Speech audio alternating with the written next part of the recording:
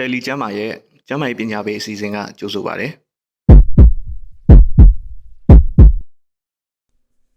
အားလုံးပဲမင်္ဂလာပါနေကောင်းကျမ်းမာကြရဲ့လားခင်ဗျာကျွန်တော်ကတော့ဒေါက်တာစုတောင်းပြည့်ဖြစ်ပါတယ်ကျွန်တော်ဒီနေ့ပြောပြမယ့်အကြောင်းအရာကတော့ညအချိန်ဘာကြောင့်လူတွေဟောက်ကြတာလဲဆိုတဲ့အကြောင်းလေးဖြစ်ပါတယ်ညအချိန်ဘာကြောင့်ဟောက်တာလဲပေါ့နော်တကယ်လို့သင်ဟာအိတ်တဲ့အချိန်မှာဟောက်တတ်တဲ့လူတစ်ယောက်လားဒါမှမဟုတ်သင်ရဲ့မိသားစုထဲမှာညအိတ်တဲ့အခါဟောက်တတ်တဲ့သူရှိလို့ညဘက်မအိတ်နိုင်ဘဲနဲ့စိတ်နှောက်ယှက်ဖြစ်နေရပါသလားကိုယ်တိုင်အိတ်တဲ့အချိန်မဟောက်တတ်ဘူးဆိုရင်တောင်မှအိမ်မှာလူကြီးသူမတွေအိတ်နေတော့ဟောက်တဲ့အတန်ကိုကြားဘူးကြမယ်လို့ထင်ပါတယ်တချို့ကတော့အရန်ပင်ပန်းပန်းအလုပ်လုပ်ရတဲ့နေ့တွေဆိုရင်ညဘက်အိတ်တဲ့အချိန်တွေမှာဟောက်တတ်တယ်လို့ဆိုကြပါတယ်ဒါဆိုညအိတ်ချိန်ဘာကြောင့်ဟောက်ရတယ်ဆိုတာကျွန်တော်ပြောပြပါရစေဘယ်သူတွေကအိတ်တဲ့အချိန်ဟောက်တတ်တာလဲတဲ့အဝလွန်တဲ့သူတွေမှာလေချောင်းမှာပူရှံနေတဲ့တစ်ရှူးတွေကြောင့်မလို့လေပြွန်ပိတ်တာမျိုးဖြစ်နိုင်တဲ့အတွက်ကြောင့်ပါအဲ့တော့အဝလွန်တဲ့သူတွေဆိုရင်ဟောက်မယ်ပေါ့နော်နောက်တစ်မျိုးကတော့အသက်အရွယ်ကြီးတဲ့သူတွေပက်လက်အိတ်တက်သူတွေအရက်အလွန်အကျွံတောက်သူတွေနော်သတိထားမယ်နော်အရက်လွန်ကျွံတောက်ရင်လည်းဟောက်တတ်တယ်နောက်တစ်မျိုးကတော့ငုံရပြုတ်ရလှုပ်ရှားရခက်ခဲတဲ့လေပင်အနေအထားမှန်မှန်တဲ့သူတွေစိတ်ငြိမ်စေးနဲ့အိတ်ဆေးတွေလိုဆေးတွေတောက်နေရတဲ့သူတွေနှာခေါင်းဓာတ်မတည့်တာနဲ့နှာခေါင်းပိတ်တတ်တဲ့သူတွေဒီလူတွေလည်းဟောက်တတ်တယ်နော်နောက်တစ်မျိုးကတော့နှာခေါင်းအတွင်းမှာအဖုပေါ့နော်နေဆယ်ပေါ်လစ်ရှိနေတာဒါမှမဟုတ်အာသီးရောင်တာကြီးတာနဲ့ပြင်ပအရာဝတ္ထုပစ္စည်းတွေပိတ်ဆို့နေတာဒီအကြောင်းတွေကြောင့်လဲလူတွေဟာတဲ့ညဘက်အိတ်တဲ့အချိန်မှာဟောက်တတ်ပါတယ်တဲ့ဒီတော့ဟောက်တာကအန်ရရှိလားမရှိဘူးလားပေါ့နော်ပုံမှန်အားဖြင့်တော့ဟောက်တာအန်ရမရှိတဲ့အခြေအနေတစ်ခုဖြစ်ပါတယ်ဒါပေမဲ့ဟောက်တာပို့ပြီးတော့ဆိုးရွားလာမယ်အိတ်နေတုံးမှာ10စက္ကန့်ထက်ပိုပြီးတော့အသက်ရှူရက်ခဲ့မယ်ဆိုရင်တော့ဒါဟာအိတ်နေစဉ်ခိတ္တအသက်ရှူရက်တဲ့ယောဂ obstructive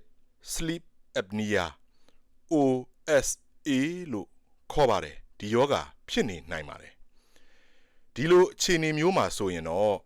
တက်ကြွနားလည်တဲ့ဆရာဝန်တွေနဲ့တိုင်ပင်ဆွေးနွေးဖို့ကုသဖို့လိုနေပါပြီညဘက်ပြင်းပြင်းထန်ထန်ဟောက်တတ်တဲ့သူတွေကတော့အသက်ရှူလမ်းကြောင်းနဲ့ပတ်သက်ပြီးစစ်ဆေးဖို့လိုအပ်နေပါတယ်ဒါဆိုဟောက်တတ်တဲ့အကြောင်းရင်းတွေတဲကအန်ရရှိတဲ့အခြေအနေတစ်ခုဖြစ်တဲ့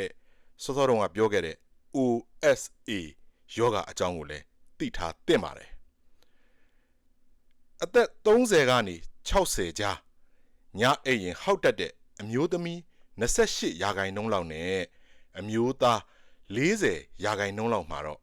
OSA ယောဂရှိတတ်ပါတယ်အဓိကအားဖြင့်တော့အဝလွန်တဲ့သူတွေမှာအဖြစ်များတာကိုတွေ့ရပါတယ်အိတ်နေတဲ့အချိန်မှာလေချောင်းမှာရှိတဲ့ကြွက်သားတွေကပျော့နေတဲ့အတွက်လေပြွန်ကိုအတိုင်းအတာတစ်ခုထိသွားပိတ်နိုင်ပါတယ်အဲ့ဒီအတွက်ကျင်းနေတဲ့လေပြွန်ကြားကနေအသက်ရှူနေရတဲ့အတွက်ဟောက်တန်အကျယ်ကြီးထွက်ပေါ်လာတာဖြစ်ပါတယ်ဒါပေမဲ့တိထက်ပိုဆိုးဝါးလာပြီးလေပြွန်ကိုလုံးဝပိတ်သွားမယ်ဆိုရင်တော့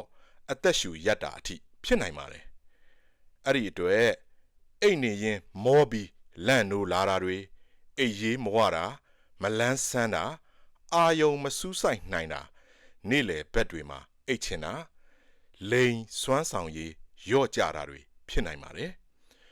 အဆိုးဆုံးပြဿနာကတော့ကိုယ့်ရဲ့ဟောက်တန်ကြောင့်ဘေးလူအိတ်မရတဲ့အထိဖြစ်တာပါပဲဒီတော့ OSA ယောဂဟာအန်ရများလားဆိုရင်အန်ရများပါတယ်အသက်ရှူရက်တဲ့အကျင့်ရည်များလာမယ်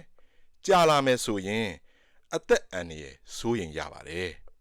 ဒီလိုအခြေအနေတွေထိဆိုးရွားခဲ့ရင်တော့တာမန်ဟောက်တာလေးပဲဆိုပြီး မပေါ့ဆတင်ပဲနဲ့ဆရာဝန်နဲ့တိုင်ပင်ဆွေးနွေးဖို့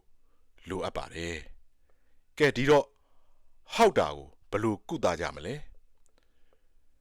အရေးကြီးဆုံးကတော့တင့်တော်တဲ့ကိုယ်လေးချိန်ရှိဖို့လိုပါတယ်ပြောချင်တာကတော့ weight တက်နေရင် weight ချရမယ်ပေါ့ဗျာမဝစေနဲ့ပေါ့နောက်တစ်ခုကတော့စိတ်ငြိမ်စေးနဲ့အိတ်ဆေးတွေဆွဲတောက်တာမျိုးကိုလည်းရှောင်ကျဉ်ရမယ်ဒီလိုဆေးတွေကိုကိုကရှောင်မယ်ရက်မယ်ဆိုရင်တော့ကို့ဘာသာဆေးတွေကိုတောက်တာကိုရက်တာထက်ဆရာဝန်နဲ့တိုင်ပင်ဆွေးနွေးတာကတော့ပို့ပြီးတော့တင့်တော်ပါတယ်အရေးအကြီးဆုံးကတော့အရက်နဲ့ဆေးလိပ်အလွန်ကျွံတောက်တာကနေရှောင်ကျဉ်ရပါမယ်လုံးဝရှောင်ကျဉ်ရပါမယ်နှာခေါင်းပိတ်တာနှာခေါင်းဓာတ်မတည့်တာတွေရှိရင်လဲကုသရပါမယ်နေဆဲ decongestant လို့ခေါ်တဲ့နှက်ခဲပျော်စေတဲ့နှာခေါင်းတွင်းမှာဖြန်းတဲ့ဆေးတွေအဆက်ချဆေးတွေကိုအလွန်ကျွံမသုံးပါနဲ့လဲပင်အနေထားအဆင်မပြေတဲ့သူတွေအတွက်ပျော်ပြောင်းတဲ့ net ကော်လာတွေလဲပင်ပတ်တဲ့ကော်လာတွေပေါ့နော်သုံးပြီးတော့ညအိပ်ပါအိပ်နေတဲ့အချိန်အသက်ရှူလမ်းကြောင်းပွင့်နေဖို့အတွက်အထောက်အကူပေးတဲ့နှာခေါင်းတွင်းဒါမှမဟုတ်ပါးစပ်အတွင်းမှာထည့်ရတဲ့ကိရိယာတွေအသုံးပြုလို့လည်းရပါတယ်ဆရာဝန်နဲ့တိုင်ပင်ပေါ့နော်နောက်တစ်ခုကတော့ပက်လက်အိတ်တာထက်စောင်းပြီးတော့အိတ်တာကလေချောင်းပွင့်စေဖို့အတွက်ပို့ပြီးတော့အထောက်အကူဖြစ်ပါတယ်တဲ့ကဲဒီလောက်ဆိုရင်တော့ညအိတ်ချိန်ဟောက်တက်တဲ့အကြောင်းနဲ့ပတ်သက်ပြီးဘုဟုတုတတွေရရှိမယ်လို့ယူဆပါတယ်မိမိအနေနဲ့ညအိတ်တဲ့အခါဟောက်တက်တဲ့သူမျိုးဆိုရင်အထက်မှာပြောခဲ့တဲ့နီလန်းလေးတွေကိုအသုံးပြုပြီးတော့နှစ်ချိုက်တဲ့ညအိတ်ဆက်ခြင်းရနိုင်ကြပါစေလို့မျှော်လင့်ပါရစေခင်ဗျာကျွန်တော်ကတော့ဒေါက်တာစုတောင်းပြည့်ဖြစ်ပါတယ်မြန်မာပြည်သူပြည်သားများအားလုံးစစ်အာဏာရှင်စနစ်ဆိုးဘေးကနေအမြန်ဆုံးကင်းလွတ်ကြပါစေစိတ်ရောကိုယ်ပါကျမ်းမာချမ်းသာကြပါစေအရေးတော်ပုံအောင်ရမည်ဝင်ရောက်ကြည့်ရှုပေးသူတဦးတယောက်ချင်းစီတိုင်းကိုကျေးဇူးထူးပဲတင်ရှိပါတယ်ကျွန်တော်တို့ရဲ့ channel မှာကျမ်းမာရေးအသိပညာနဲ့ပတ်သက်တဲ့ဗီဒီယိုတွေကိုစင်ဆက်မပြတ်တင်ဆက်သွားမှာဖြစ်တဲ့အတွက်ကြောင့် subscribe လုပ်ထားကြပါအောင်လို့တိုက်တွန်းချင်ပါတယ်ခင်ဗျာ